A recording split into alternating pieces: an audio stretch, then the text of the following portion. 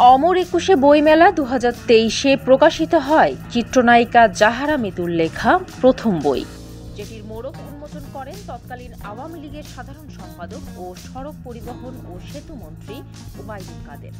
সেই বইয়ের মোড়ক উন্মোচন অনুষ্ঠানে ওবায়দুল কাদেরের বিষয়ে মিতু বলেন, আমার প্রথম চলচ্চিত্রের মহরতে তিনি পাশে ছিলেন। প্রথম কাব্যগ্রন্থের মোড়ক উন্মোচনও তার হাত ধরেই। আমার সবচাইতে প্রিয় ব্যক্তিত্ব, আদর্শ, শ্রদ্ধাভাজন তিনি।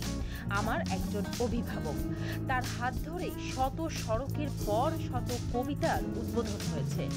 আমি চিরকৃতজ্ঞ মন্ত্রী মহোদয়ের কাছে। আওয়ামী লীগ সরকারের পতনের পর ওবায়দুল কাদের প্রসঙ্গে জাহারা মিতুর সেই মন্তব্য নতুন করে ভাইরাল হয়েছে। অনেকেই সেই নিউজের স্ক্রিনশট ফেসবুকে শেয়ার করে নায়িকাকে মেনশন করছেন। বিষয়টি নিয়ে কথা বলেছেন মিতু, যেখানে তিনি বলেন, আগুন সিনেমায় অভিষেকের দিন প্রথম ভাইয়ার সঙ্গে আমার দেখা হয়। সেখানে কেউ একজন তাকে বলেছে, ভাই মিতু শুধু নায়িকা না, লেখালেখিও করে। আমি ওনাকে বলেছিলাম আমি তার 3টি লেখা বই পড়েছি।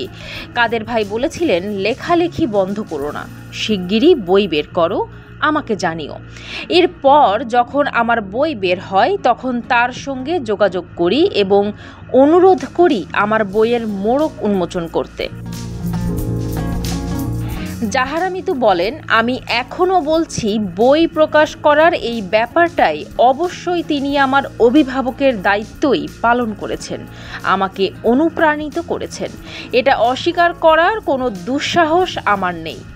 এ সময় যারা বিভিন্নভাবে ট্রল করছেন তাদের উদ্দেশ্যে এই নায়িকা বলেন, এটা মানুষের স্বভাব, তাই ট্রলকারীদেরও আমি কিছু বলার প্রয়োজন বোধ করি না। পরিস্থিতি বোঝার মতো বোধ আছে, তাই চুপচাপ থাকছি। অতীতেও এসবে চুপ ছিলাম, ভবিষ্যতেও থাকব।